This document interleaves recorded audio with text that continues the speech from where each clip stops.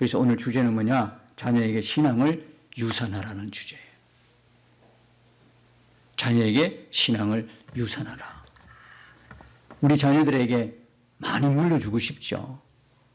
돈도 있으면 돈도 물려주고 싶고, 제가 딱 하나 어떤 사람들과의 관계에서 딱 하나 쉽게 이해가 되고 용납하는 부분이 있습니다. 그러면 안 되는데도, 그게 뭐냐면 부모가 자녀에게 약간의 그런 이치가 안 맞는데 그의 불법에 가까운 일인데도 불구하고 웬만하면 그건 이해가 빨리 와요. 그렇게 형사법에 적촉이 안 되고 우리 인간관계 속에서 그냥 막 이게 묻어갈 수 있는 정도의 것 같으면 다 용납합니다. 왜? 부모의 마음을 알거든요. 부모의 마음을 이해하니까 자녀에게 주고 싶은 마음이 정말 부모에겐 있잖아, 그죠? 아니, 내 생명까지도 주고 싶은 게 부모잖아, 자녀에게. 오매불망 자녀가 잘 되기를 바라는 게 부모 아니겠어요? 그러니까 그 부분이 이해가 돼요. 그 부분은 분명히 잘못된 건데도 그 부분은 다 이해하고 넘어가요. 어쩌면 그건 하나님과 당신의 문제고 내 3자 입장에서 물론 거기에 연관이 되어 있는 입장이지만 그냥 이해를 한단 말입니다. 나는 용납한단 말입니다. 여러분, 우리 자녀에게 정말 잘 물려주고 싶죠. 돈 있으면 돈도 물려주고 싶고 다도 물려주고 싶어요. 근데 여러분, 우리가 그리스도인이지 않습니까? 그렇지 않아요. 예수 믿는 사람이잖아요. 예수 믿는 사람에게는 가장 자녀에게 뭘 물려주고 싶습니까? 물어보나? 많아죠. 신앙을 물려주고 싶은 게 우리의 마음이고 소원이잖아요. 그리고 어쩌면 우리 아이가 나보다도 신앙생활 좀 잘했으면 좋겠다는 게 우리 모든 부모의 마음. 그죠? 나보다도. 어느 부모가 자식이 자기를 뛰어넘는 걸 원치 않은 부모가 누가 있겠어요? 어떤 지위나 명예나 어떤 포지션이나 어떤 사회적인 어떤 그런 기반에 있어서도 잘 먹고 잘 사는 일에 있어서도 우리 자식만큼은 나를 뛰어넘었으면 좋겠다는 게 다 부모의 마음. 우리 신앙도 마찬가지예요. 신앙도. 우리 아이들이 주일날 예배 시간을 기억해서 예배 드리는 모습 보면 마음이 따뜻하고 좋잖아요. 그러면 주일날 돼가지고 주일인데도 늦게 일어나고 자기 하고 싶은 대로 예배 안 드리고 가버린다. 친구들하고 어울려가지고 캠핑 가고 등산 가고 낚시 가고 여행 가고 주일날. 그러면 부모된 신앙을 갖고 있는 부모된 우리 입장은 어떻게 해요? 마음이 안타깝죠. 기도 제목이잖아요. 하나님, 우리 아이가 주일날 다른 데 가지 않고 예배자로 세워주세요. 하나님을 예배하는 날을 꼭 기억하게 하시고 세워주세요. 그게 부모의 마음이라니까요. 그래서 주일날 와가지고 얘가 예배 잘 되는 그 모습, 뒷모습만 봐도 마음이 풍성한 거야. 기분 좋은 거죠. 이거 안 그래요? 그냥 우리 애들이 주일날도 모르고 막 다른 데 막 주일날 여행 가고 친구들하고 어울려 그래 놀러 다니는 거 그게 좋겠어요? 아니면 와가지고 예배드리는 이게 좋겠어? 그렇게 못할 입장이지만 부모된 마음의 간절함 뭡니까? 하나님, 저 아이가 정말 예배자로 하나님을 잘 믿는 자로 믿음의 아이로 성장시켜주세요. 이거 아니겠어요? 거기다가 교회까지 나왔는데 이 교회 봉사도 해, 헌신도 해, 섬기기도 해. 그죠? 우리는 뭐 할 건 별로 없지만 그래도 뭔가를 해. 더 뒤에 영상을 돌리든지 뭐 반주를 한다든지. 그죠? 뭘 어떻게 해. 그죠? 식당에 봉사를 한다든지. 응? 우리 아이들하고 놀아준다든지. 뭔가를 하면 그것도 뿌듯하잖아요. 그런데 얘가 자라나가지고 직장 다니면서 또 월급 받아서 11조를 하네. 여러분, 정상적인 부모 같으면 자녀가 11조 하는데 하지 말아야 할 부모가 누가 있겠어요? 정상적인 믿음의 부모 같으면 안 그러겠어요? 여러분은 좀 자녀가 11조 하면 기분 안 좋아요? 그런 거 아니잖아. 정상적인 믿음의 과정에서는 너무 기분이 좋아. 그렇죠? 너무 기분이 더 했으면 좋겠어. 천열매 드리려고 막 이야기를. 그게 순종해가지고 그렇게 드리면 너무 기분 좋아. 그게 믿음의 분모예요. 어떻게 하면 하나님 앞에 더 드리고 더 봉사하고 헌신하고 예배 잘 드리고 이런 것들이 믿음의 가문에서는 그게 영광이고 기쁨이고 소원이 되고 소망이 되는 거예요. 정상적인 부모 같으면. 그렇죠? 안 그런가요? 그런 거예요. 그래서 내가 죽을 때에 토지를 남가든지 건물을 준다든지 이것보다도 진짜 믿음에 사는 것 같으면 신앙, 바른 믿음을 심어주는 게 우리의 소원 아니겠어요? 그죠? 내가 죽더라도 내가 이 땅에 없을더라도 내가 천국 올라가서 그 아이를 이렇게 위해서 기도하면서 바라보면서 뭐가 좋겠어요? 내가 물려준 그 유산 때문에 아이가 방탕해지는 게 좋겠어요? 집 나간 둘째 아들 때문에 둘째 아들 모습처럼 아버지 유산 다 받아가지고 그냥 얼마 쓰지도 못하고 돼지 지역 열매나 먹고 남의 종이 되어 살던 그 아들을 내가 죽어서라도 그 아들의 결과를 보게 되면 얼마나 슬프겠어요. 그죠?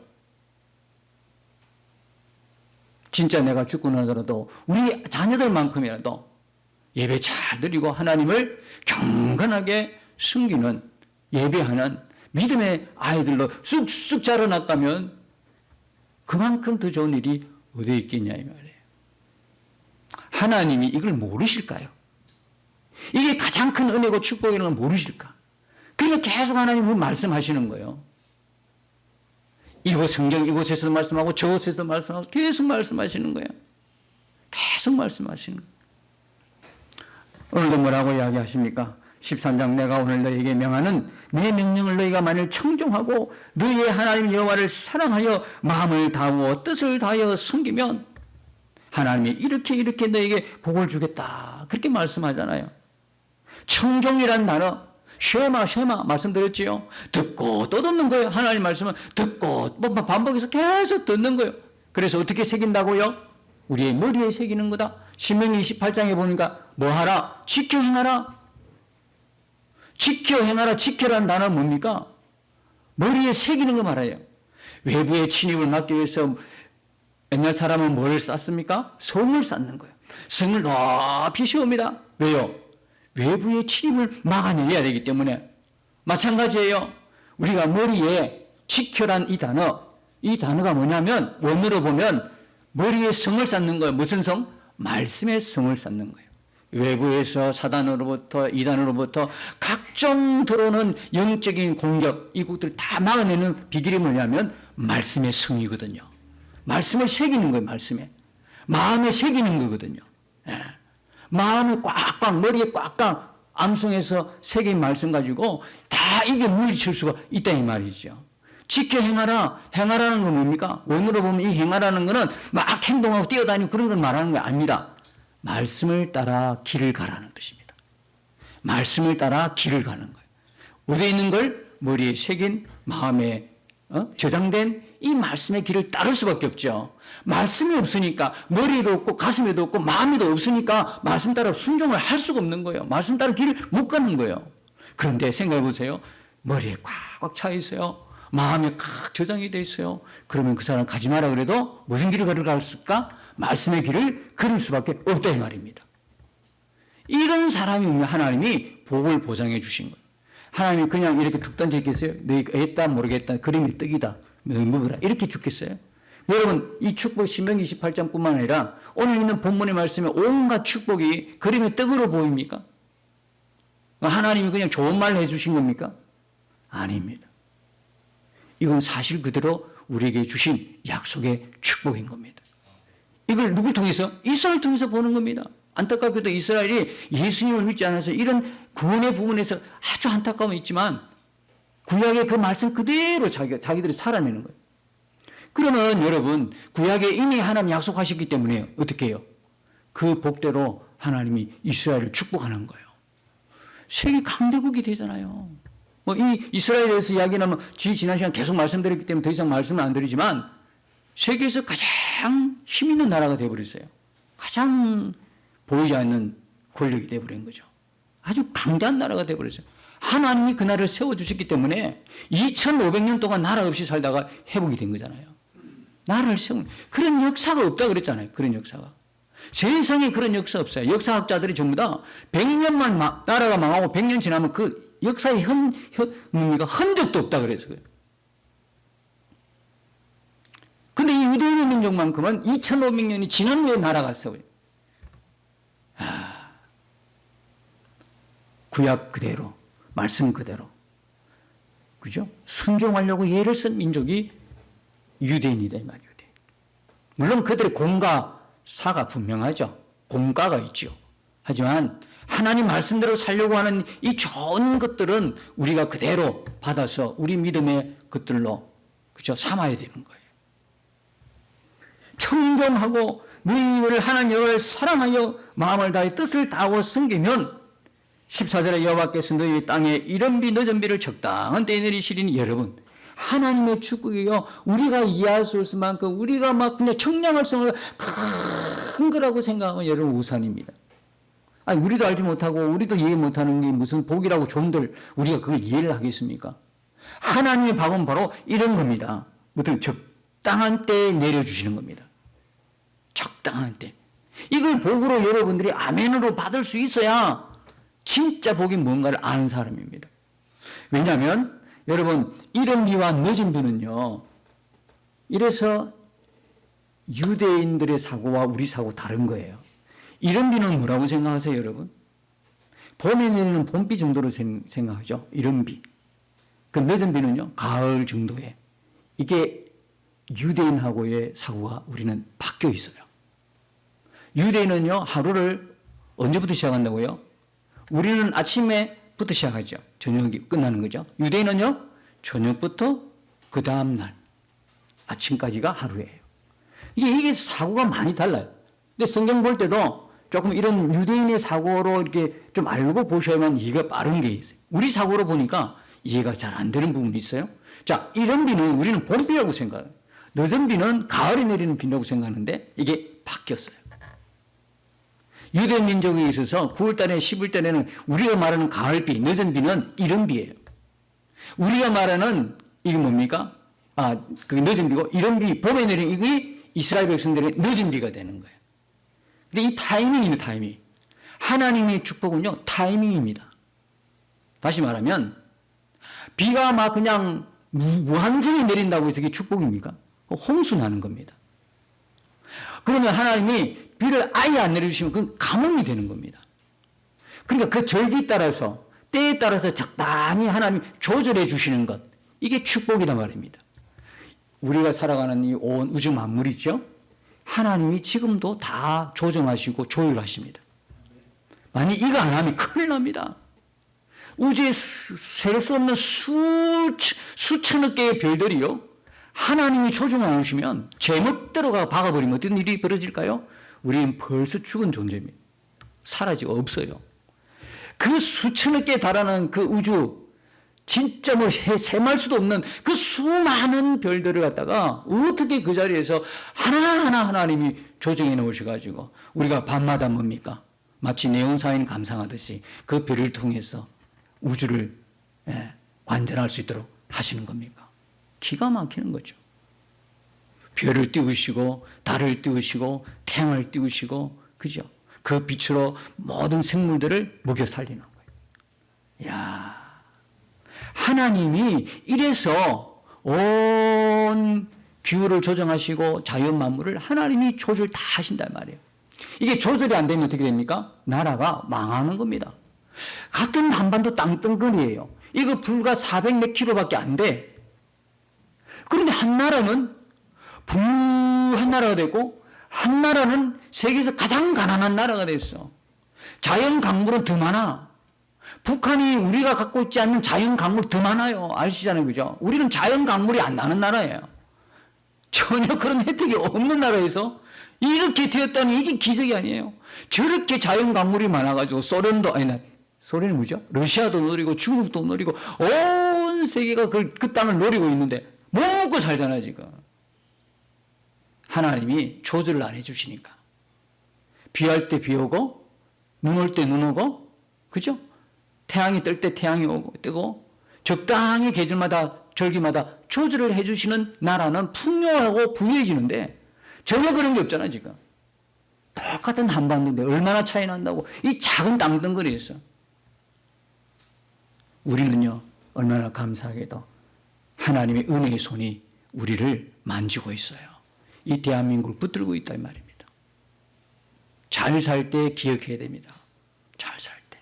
가정도요 그렇습니다. 여러분 이렇게 살아계신 하나님을 우리가 정말 자녀들에게 신앙유산 넘겨주지 않으면 큰일 나요. 그러면 먼저 내가 그죠? 그들에게 본이 되는 삶을 자녀들에게 본이 돼야 돼. 믿음의 본이. 그거 안 되면 물려줄 수가 없어.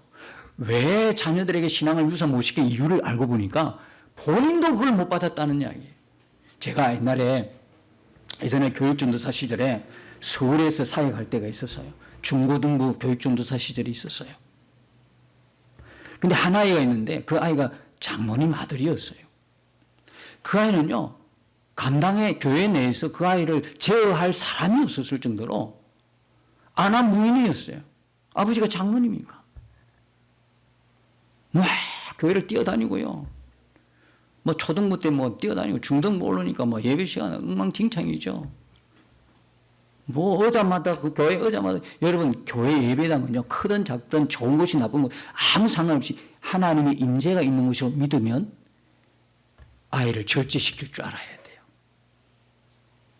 아무거나 만지고 이렇게 하면 안 돼요.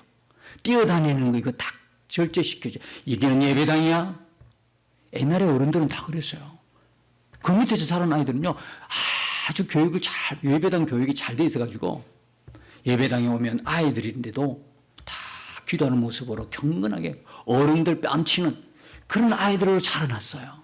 왜? 옛날 어른이 그걸 철저하게 집사님, 권사님, 장로님들이요 그런 아이 붙들고 가만 내버려 두지 않았어요. 옛날에는 교회에서도 매를 댔어요. 어른들이. 정말 사랑의 매를 대어서 그 아이를 교육을 잘 시켜서 우리 집사님 아시잖아요. 그러니까 교회인데 요즘 애들은 교육을 안 시켰나.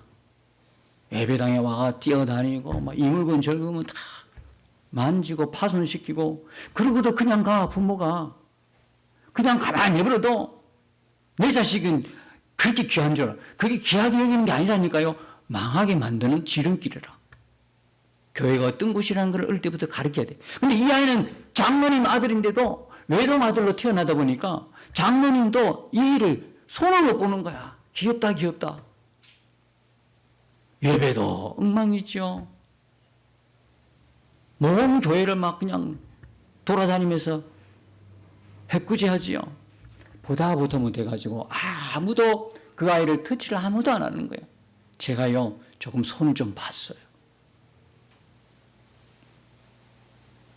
자기 생애에서 자기에게 그렇게 야단치고 매질을 하는 선생님 처음 봤거든. 나는 그 교회를 나오나 싶었어요. 장로 아들을 건드려 놨으니까. 그것도 교육전도사가. 그 나올 각오인데 생각보다 장로님이 깨어있는 분이고 기도하는 분이었어요. 저한테 오더니 오히려 잘못했다고. 자녀 교육을 잘못 시켰습니다. 저한테 사과를 하더라고요. 왜냐하면 같은 중고등부 부장 장로였거든요. 내하고 맨날 만나야 돼. 나를 아니까. 내가 어떤 사람이냐. 감정적으로 아이를 때린 게 아니고 정말 교육시키려고. 이 아이 아무도 손을 안 보니까 이 아이 이대로 놔두면 완전히 그냥 아이가 망하겠더라고. 그래서 제가 손을 봤는데 다행히도 은혜 가운데 장로님이 오히려 사과를 하셔서 그 사건은 무마가 되고 그대로 그 아이는 잠잠해졌더라는 거예요. 여러분 자녀가 귀하다고 해서 신앙유산 제대로 안 가르치고 바른 예배, 예절, 교회 안에서 그런 교육 안 시키고 헌금 교육 제대로 안 시키면요 나중에요 이 아이 믿음에서 떠납니다. 피눈물 날 때가 있습니다. 그러려면 부모된 우리가 잘해야 된단 말입니다. 부모된 우리가 왜 아이는 우리 뒷모습 보고 보는 거예요. 뒷모습을. 우리가 어떻게 말하는 것보다 어떻게 사느냐 봅니다. 우리의 행동 하나를 봅니다. 교회 안에서 어떤 태도인가를 보는 겁니다. 정말 저는 이거 생각하면서 무서운 마음이 들었어요. 왜? 그대로 복사판이거든요. 우리 자녀들요, 지금 우리 자녀도 있지만 우리의 자녀들이 부모의 신앙 그대로를 복사하거든요. 아, 마음이 덜컹 두렵더라고. 그 자녀에게 비친 아버지, 어머니의 신앙은 뭘까 도대체? 아, 평소에 그저 예배를 갖다가 바르게 드리는 그 모습을 보여주면 그 아이도 그대로 예배 드려요. 누굴 본받겠습니까? 부모에는 본받을 사람이 없어요. 근데 우리는 어떻게 됐어요? 그냥 사는 거는, 예배하는 거는 아무렇게 해도 말로 다 가르치려고 그래. 아이들은 절대 안 변합니다. 말로는 잔소리로 듣지. 행동으로, 삶으로, 교회당에서, 예배당에서 하나님을 어떻게 섬기는지, 어떻게 예배하는지, 어떻게 경건한 삶을 살아가는지를 가정에서나 교회에서나 그걸 보고 그 아이들은 그대로 삽니다. 그거 생각하면요, 저도 자유로울 수가 없어요. 그거 생각하면서 하나님 앞에 회개밖에 없어요. 어릴 때부터 아이들을 어떻게 교육을 시키느냐에 대해서 저도 자유로운 몸이 아니야. 저도 똑같은 부담, 여러분같이 똑같은 부담을 안고 있지만, 그러나 이제 깨달았으면 앞으로 잘해보자고요. 지금이라도. 그래서 유대인들은요, 13살 되기 전까지, 지난주 말에 13살 되기 전까지 모세오경 5843절을 외우게 하잖아요. 심지어는 뭡니까? 이슬람 교도는 6660절의 코란을 외우잖아요. 13살 전에. 4살부터 13살 전이 가장 황금이야. 요때 기회를 놓쳐리. 저는 그걸 몰랐어요, 우리 아이들이. 이 기회를 놓쳐버렸어요. 어릴 때 하나님의 말씀을 암송시키는 게 이게 4살부터 13살까지 이 암송을 통해서 이 애가 평생 하나님 말씀을 붙들리는데 저는 안타깝게도 그걸 몰랐어요. 우리 다들 지금 이제 나이가 들어서 늙었어요. 자녀들을 지금 교육하자면 누가 앉아가지고 교육받는 자녀도 없어요. 우리의 가오였어요. 정말 이스라엘 백성들처럼 하나님의 말씀을 경청하면서 하나님의 말씀대로 지켜 행할 수 있는 그런 축복의 자녀로 키우지 못한 우리의 가오였다는 거예요. 우리의 실수였고 우리의 회개 제목이었다는 거예요. 사랑하는 성도 여러분, 가정의 달, 오늘 계속해서 이 가정에 대한 주시는 메시지를 붙들고 부모된 우리가 자녀들에게 신앙유산을 제대로 유산시키지 못했구나, 전수하지 못했구나를 안타깝게 생각하면서 자녀들을 위해서 우리도 회개하고 자녀들을 위해서도 기도하는 믿음의 부모가 되어야 될 줄 믿습니다. 지금이라도 안 늦었습니다. 부모된 우리부터라도 하나님의 말씀, 우리는 곧 천국 가야 되지는 우리의 시간들은 가까워지는 거예요. 날마다의 우리 시간은 드디어 하나님 앞에 설 시간으로 가까이 가고 있는 거예요. 우리에게 아무것도 없어요. 남은 거 우리에게 없어요. 자녀뿐만 아니라 우리에게도 머리에 새기고 가슴에 저장한 말씀이 없다 그러면 하나님 앞에 얼마나 부끄럽겠어요. 우리부터라도 지금 늦지 않았으니까 지금부터라도 하나님 말씀을 새겨 삼가 쉐마 듣고 또 듣고 암송하고 머리에 새기고 가슴에 저장하여 하나님 앞에 설 날을 준비하고 더불어 우리의 자녀들까지도 자녀가 어리다면 더 좋고 4살에서 13살 사이에 있다면 너무 좋고 그래서 말씀을 가정에서부터도 암송시키는 거예요. 밥 먹을 때도 암송시키고 자기 전에도 자고 일어나서 암송시키고 이렇게 해야 하나님이 28장에 모든 민족 위에 뛰어나게 하실 것이다. 엘론의 축복을 하나님이 우리에게 보장해 주신다고요. 교육을 잘 시킨다고 그 애가 축복받는 애가 아니에요. 많은 재물을 유산시킨다고 애가 축복의 아이가 아니에요. 하나님의 말씀이 그 아이의 머리에 새겨지도록 가슴에 저장되도록 하는 것이 하나님이 우리의 자녀들을 엘론의 축복, 세계에서 뛰어나게 하시는 축복의 주인공으로 만들 수 있다 말입니다. 내가 아무리 애쓰고 힘든다 해서 우리 자녀 그렇게 냈을 것 같으면 대한민국의 부모 다들 그렇게 했겠지. 다들 그렇게 했겠지. 고3 때 크리스찬인데도 고3 때 교회 나가지 못하도록 막고 있는 크리스찬 부모가 있다는 거. 너무나 안타까운 거 아니겠어요? 이건요, 진짜 더러운 이야기인데요. 그렇게 신앙생활 잘하다가 고3 때면은 아이를 교회 못 나가게 만드는 거예요. 왜 그래요? 고3 1년 동안이라도 공부해라. 그리고 학원 보내버리는 거예요.